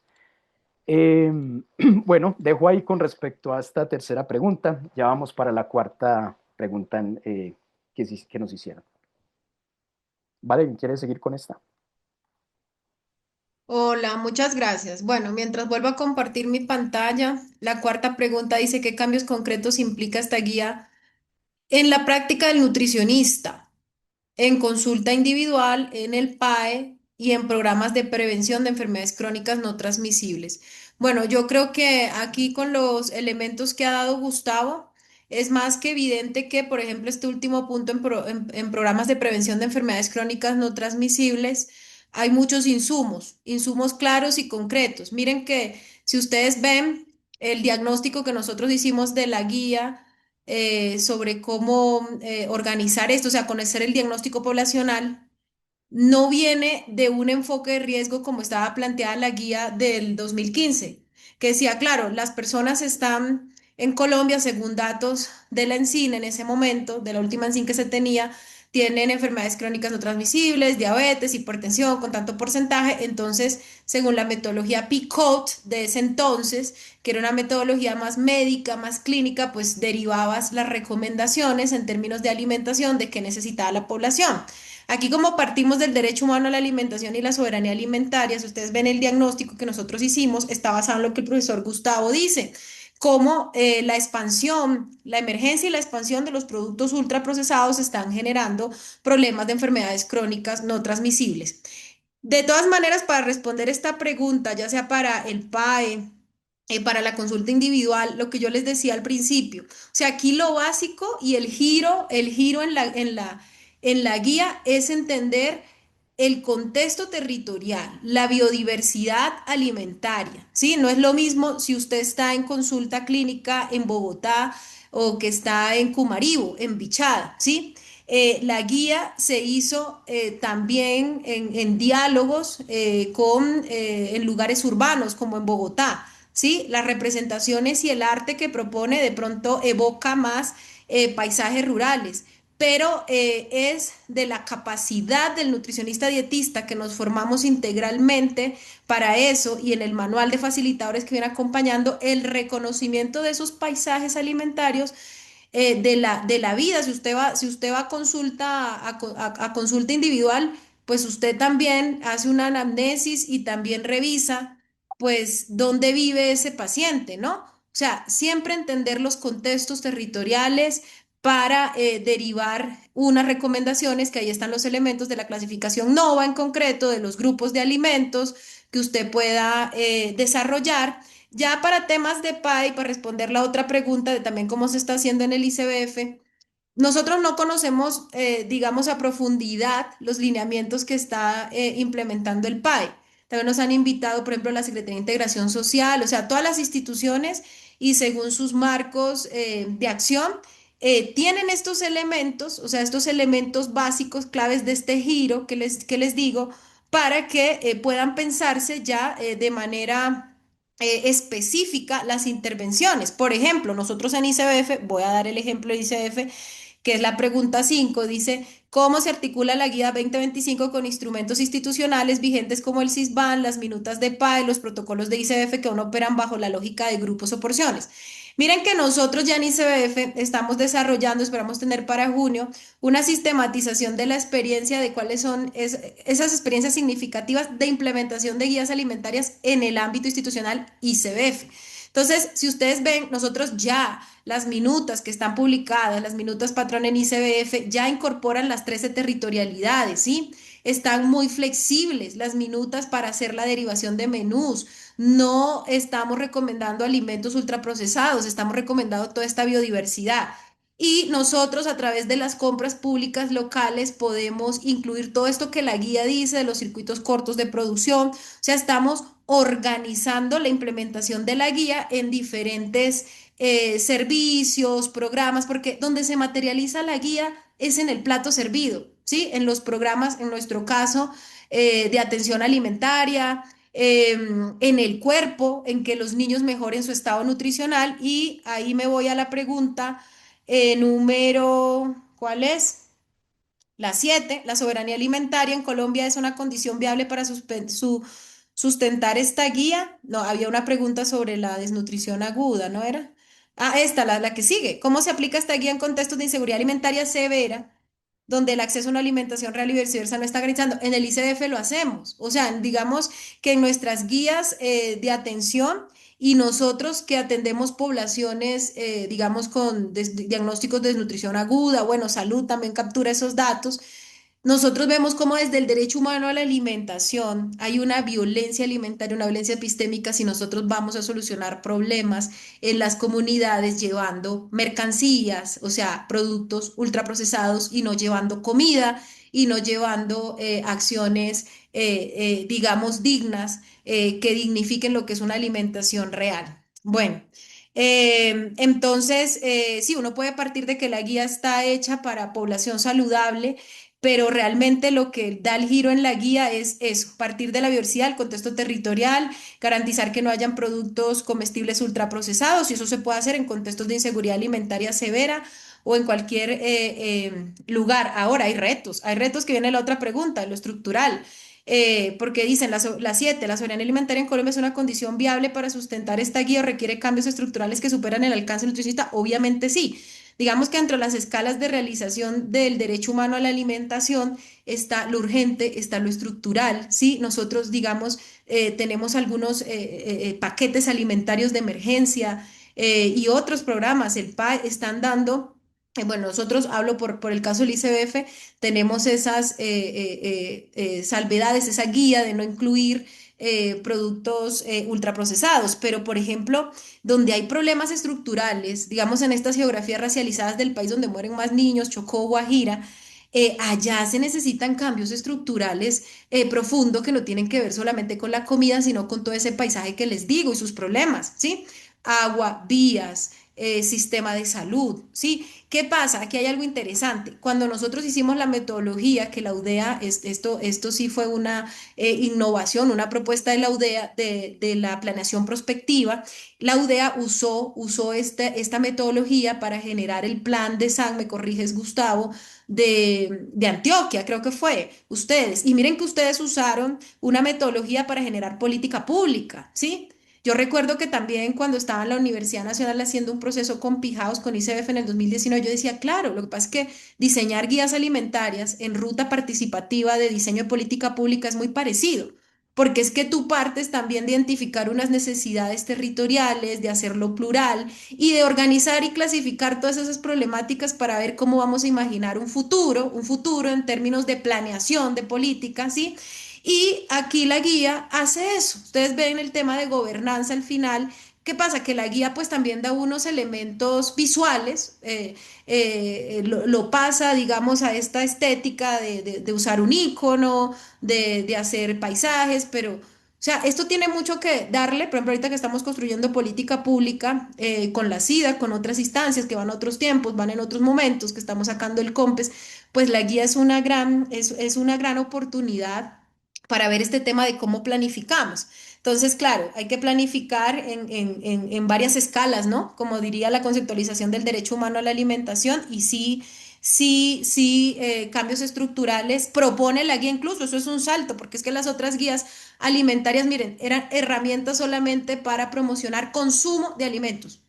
Y esta guía, si ustedes ven, no son guías solamente para hablar, dar indicaciones de consumo. Miren que ambiciosamente, pero se logró, a veces se logró, digo yo, se logró poner visualmente, se logró organizar temas de disponibilidad, temas de acceso, ¿sí? Entonces, estas guías están hablando de otras formas que no son las mismas técnicas o la misma estrategia técnica de recomendaciones, o sea, de la FAO, por ejemplo, la FAO tiene su forma de decirle a los países cómo diseñan guías. Está bien, perfecto. De hecho, ahora la FAO, en lo último que ha comunicado a los países es que ya no, las guías no se diseñen basadas ni en nutrientes ni en alimentos, sino en sistemas alimentarios. Que eso fue también, creo que históricamente una fuerza que nació también de Latinoamérica, de las mujeres de Guapi, de las primeras guías que hicimos con la Universidad Nacional, digamos en mi caso, con esos grupos de Guapi y la Universidad Nacional,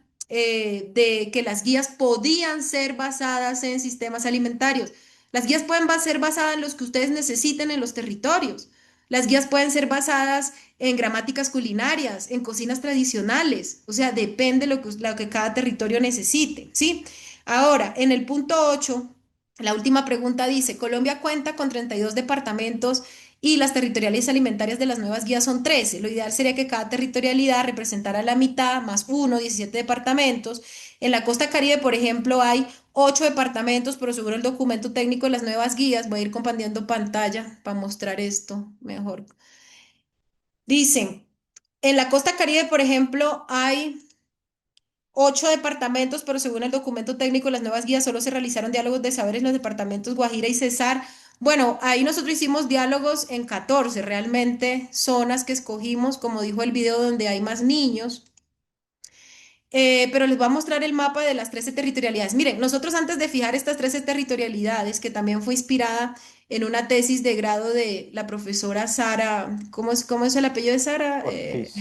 Ortiz, Gustavo. También revisamos, por ejemplo, la clasificación que hizo la Universidad Nacional con un convenio con el PAE de unas 12 territoriales alimentarias que después nutrió la ENSIN 2015 para sacar esas 12 territorialidades y que esa se nutrió a su vez de una clasificación de territorialidades alimentarias que sacó Mincultura en la política pública de cocinas tradicionales. Y miren, esto ha sido un proceso, si ustedes, por ejemplo, revisan a Orlando Falsborda y muchas formas de lograr territorializar. ¿Qué es territorializar? Generar una regionalización, definir límites, que eso siempre lo ha hecho los estados-nación. O sea, cuando ustedes ven límites de Colombia, pues esto es una fijación de relaciones de poder histórica. Nosotros logramos fijar unos límites para lograr volvemos a la clasificación de qué hay ahí en esos territorios que agrupan algo. Entonces, ¿qué agrupan qué? Que agrupan sabores, que agrupan ecosistemas, que agrupan expresiones culinarias y agrupamos en 13 territorialidades, ¿sí? Es una decisión técnica, pero una decisión política para poder hacer una estandarización, ¿sí? Pero eso no quiere decir que esto se pueda seguir bajando. Lo ideal es seguirlo bajando a lo más local. Como yo les he dicho, en los procesos que ustedes hagan en sus territorios, la idea es que uno parta de lo más local, ¿no? De abajo hacia arriba. Pero pues nosotros hicimos varios, los diálogos fueron en 14, aquí están, aquí los estoy mostrando, territorios donde hubiera más niños, logrando que no sean tan urbanos como siempre uno va también por costos donde es más cerca en las ciudades, pues fuimos a estos territorios que también no teníamos en los antecedentes también visitas, que les diéramos voz desde la institucionalidad, por ejemplo en el ICBF. también eso fue un reto de por qué escogimos eso. Pero la territorialización es eso. De hecho, cuando ustedes muestran a escala nacional, dicen a escala nacional estas guías, pues sí, son de escala nacional, una guía. O sea, el Estado en su racionalidad administrativa trata de estandarizar procesos, a ver cómo nos entendemos y llegamos a consensos. Entonces está el consenso nacional, guía nacional, entonces ese es el territorio de Colombia, pero eso tiene un enfoque territorial, hay que irlo dialogando más abajo con la gente. Y esta escala de estas 13 territorialidades es un problema de escala, ¿sí?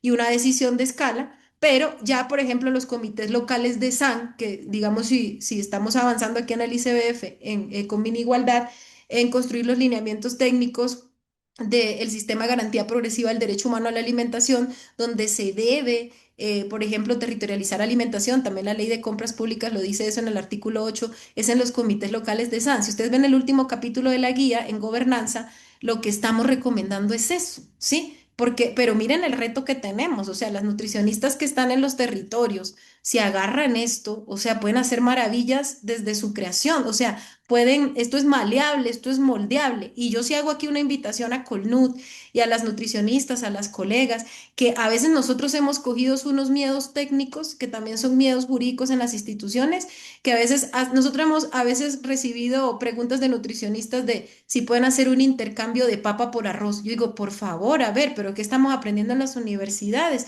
Una nutricionista sabe eso, que puede hacer un intercambio de yuca por arroz, o sea, de un carbohidrato por otro carbohidrato. Claro, cuando uno se pone a hacer etnografía institucional y a entender esos miedos, se da cuenta que hay cosas que han pasado en las instituciones, que hay miedos jurídicos. Pero miren, la invitación es que a que creen con esto. Yo les decía a Cofanud una vez que me invitaron que cómo puede apoyar la academia, cómo puede apoyar estos colegios de nutricionistas. Yo veo que, por ejemplo, con la ENSIN, sale la ENSIN y después todas esas bases de datos sacan tesis y sacan muchos estudios. Háganlo con las guías alimentarias, que falta una tabla de intercambio para población con discapacidad.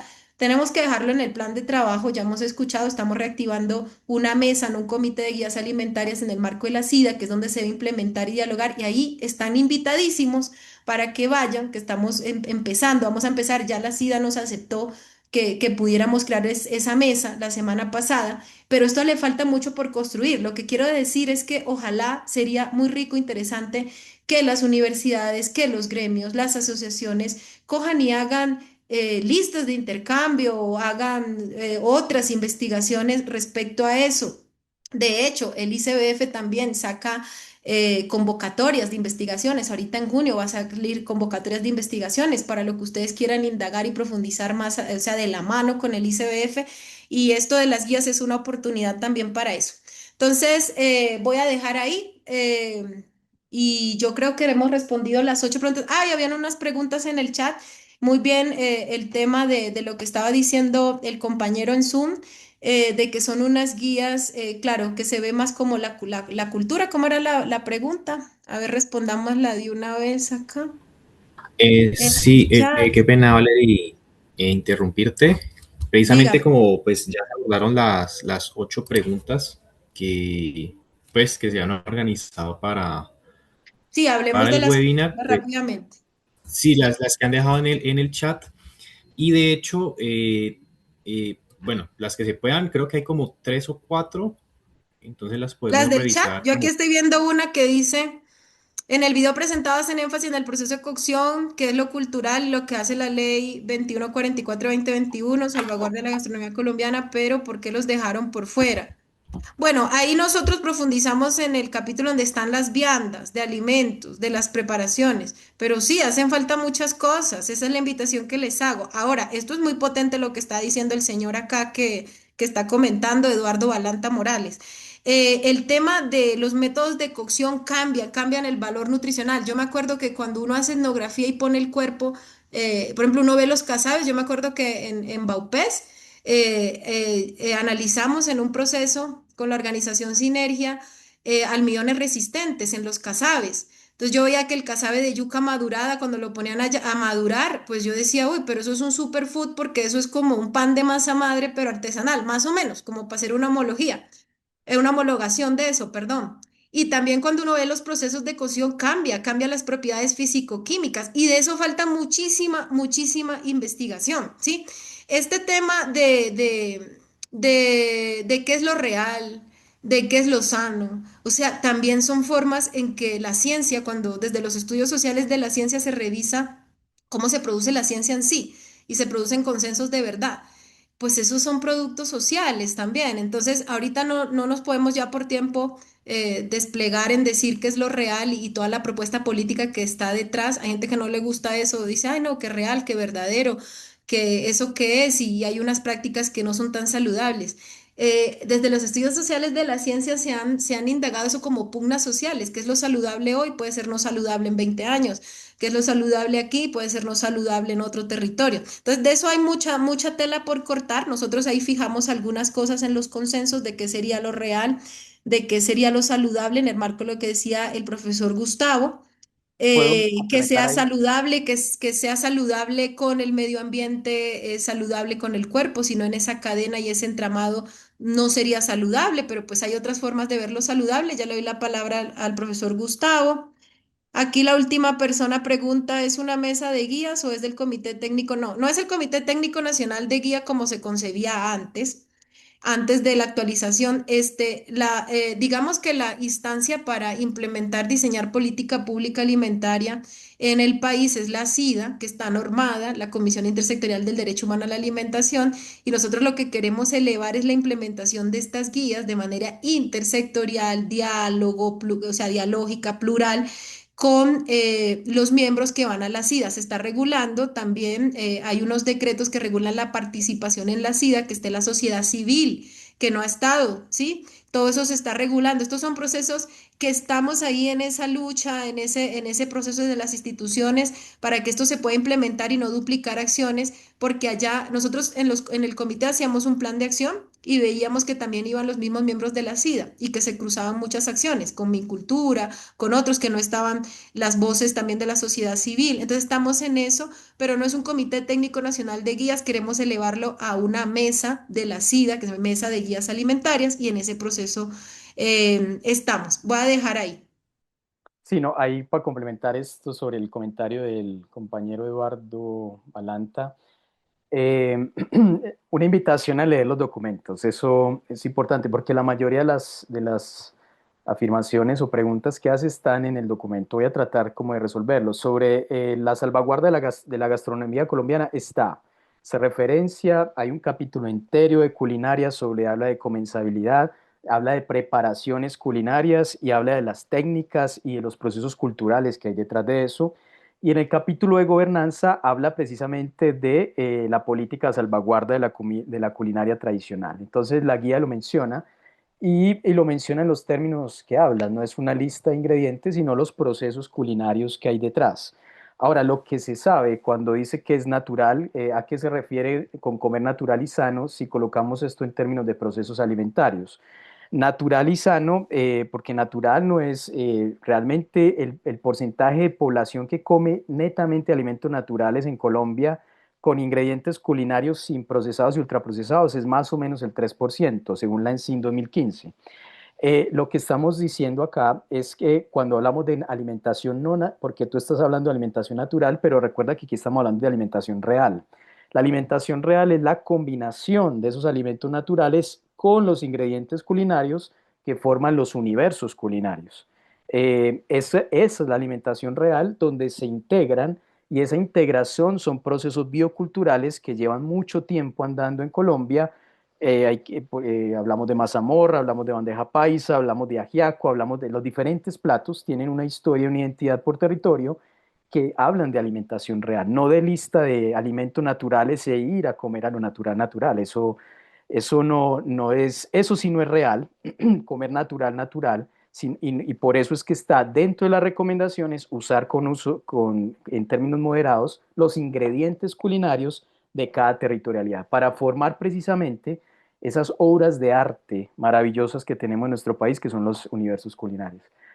Solo con eso complementar, invito a leerles ese capítulo de culinaria que comemos en Colombia y el último de gobernanza, que habla precisamente de lo política y cómo es respaldado ese fenómeno culinario a través de la política pública colombiana del Ministerio de Cultura. No sé, Oscar, si hay preguntas adicionales que tú querías aprovechar en estos 10 minutos que estamos súper disponibles, o alguien más.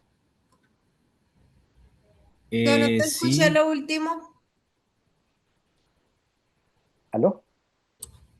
No escuché lo último que dijiste, que en estos 10 minutos, ¿qué? Ah, no, que Oscar dijo que había unas preguntas adicionales, entonces aquí Ah, ok. los podemos contestar, por supuesto. Creo yo, no sé, eh, Valerie, ¿qué te parece? bueno, es invitar a los compañeros que pues están conectados y tienen una pregunta adicional, porque ya se respondieron las que estaban en el chat, que eran de los compañeros Eduardo Balanta y Lady Sandoval. Yo puedo, si Entonces, quieres, puedo repasar, complementar un poco lo que Valerie estaban diciendo, las preguntas que previamente tenían de Colnud. Mira, yo quiero opinar sobre el PAE especialmente. Miren, la población en Colombia que más consume ultraprocesados son los niños y adolescentes.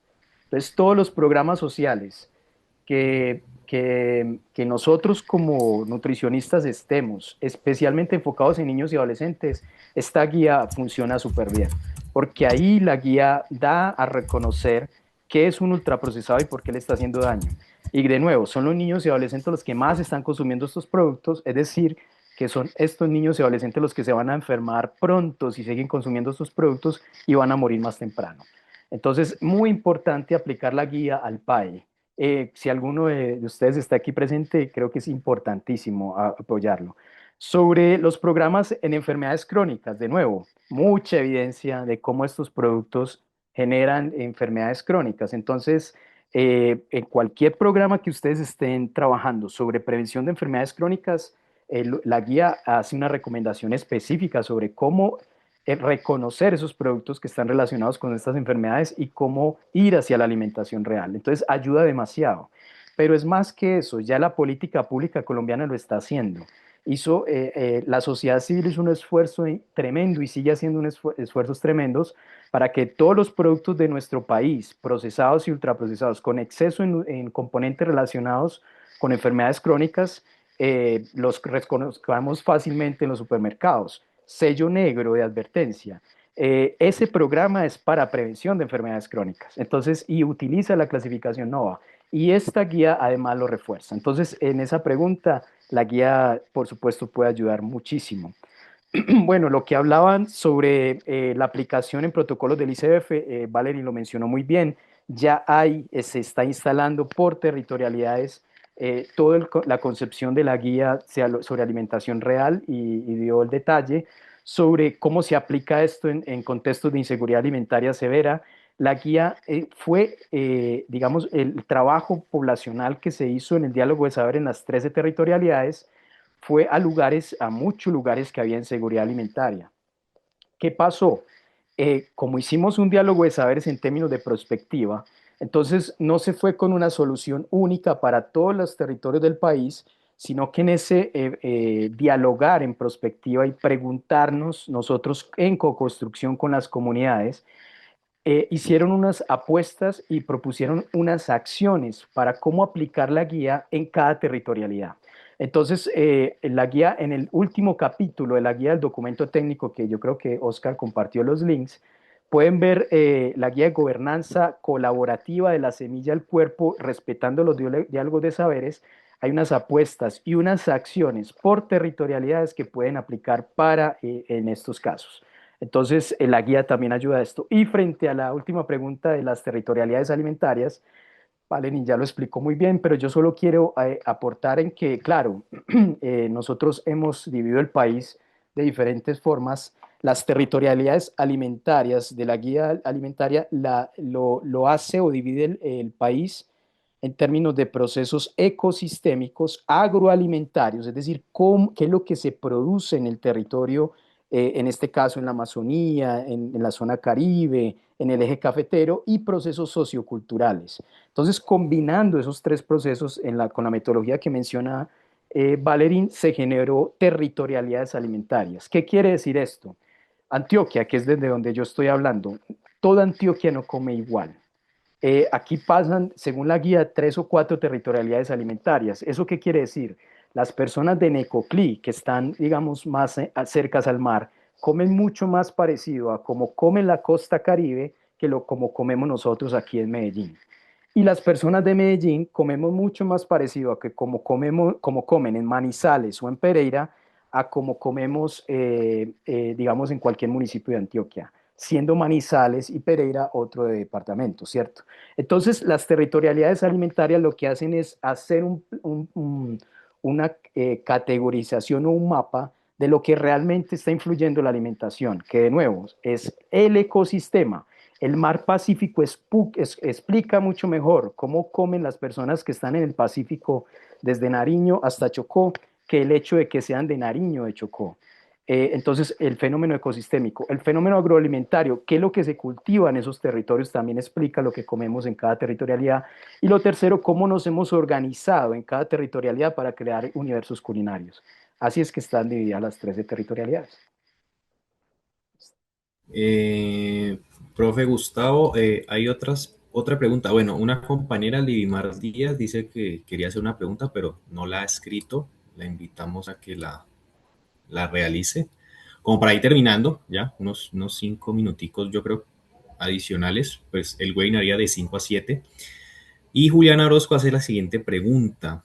Según la clasificación NOVA, ¿la gelatina se considera un alimento procesado o un producto ultraprocesado?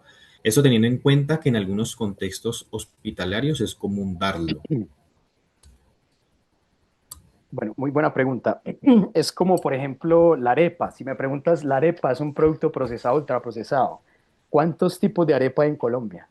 Hay una arepa en la costa, hay otra arepa en Boyacá, hay otra arepa en Antioquia.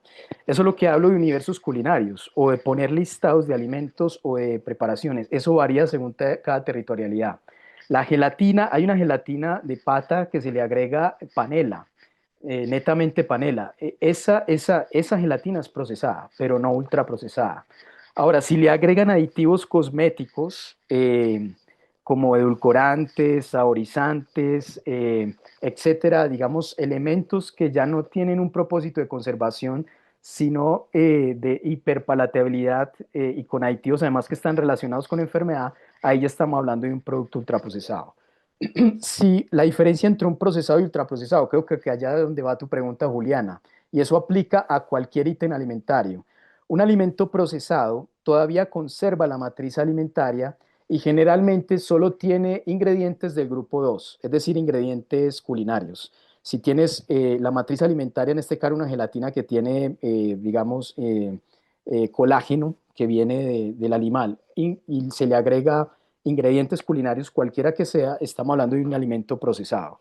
Pero si esa gelatina es producida, como dice la gráfica, a nivel industrial, se le quita el colágeno, se le transforma el colágeno, después se sintetizan en la misma industria ingredientes que no están en la cocina, se le agregan, se empaqueta y tiene una publicidad enorme generalmente, ahí ya estamos hablando de un producto ultraprocesado. Y esas gelatinas tenemos desde procesadas muchas y ultraprocesadas otras.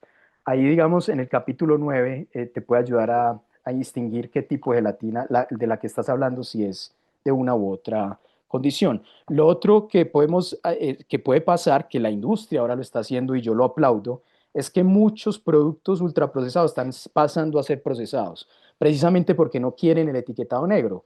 Entonces están haciendo procesos de reformulación para salirse de esa connotación de ultraprocesado. Entonces le quitan esos aditivos, se quedan alimento natural con ingredientes culinarios y quedan procesados. Entonces también ser tajante con marcas o con ciertos tipos de gelatina sería inapropiado. Hay que ver la condición que es gelatina y mirar los ingredientes y a partir de eso tú clasificarlo.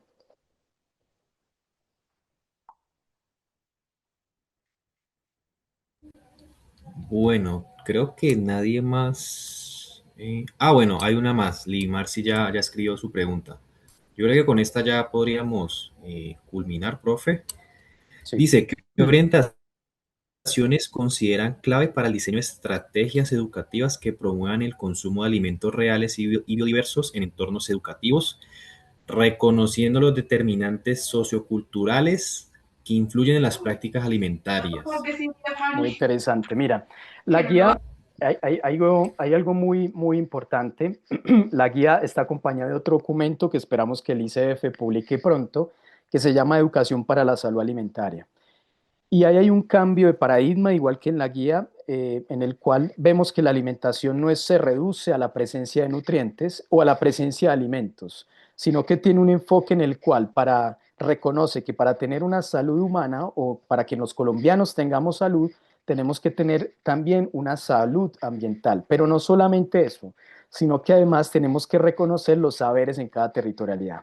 ¿Por qué hago toda esta introducción frente a la pregunta? Porque tenemos que salirnos de esa visión de la educación alimentaria y nutricional en el cual nosotros somos los expertos, tenemos solo una mirada de la alimentación y la transmitimos, como si las comunidades fueran infantiles o inmaduras sobre su proceso de alimentación y solamente se pretende escuchar. No, tenemos que entrar en diálogo de saberes y en ese reconocimiento de los saberes territoriales hacer un proceso de co-construcción frente al futuro alimentario de esa comunidad o ese contexto.